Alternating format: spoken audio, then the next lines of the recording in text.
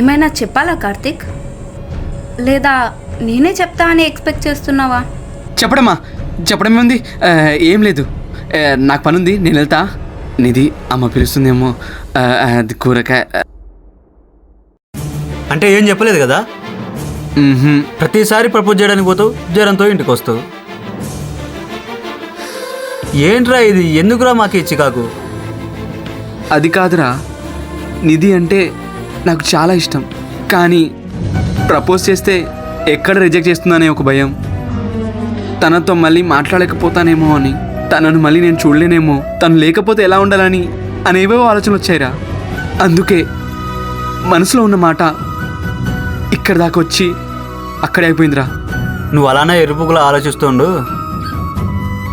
ఏదో ఒక రోజు ఎవడో ఒకడు వచ్చి నీకన్నా ముందే ప్రపోజ్ చేసుకొని తీసుకుపోతాడు.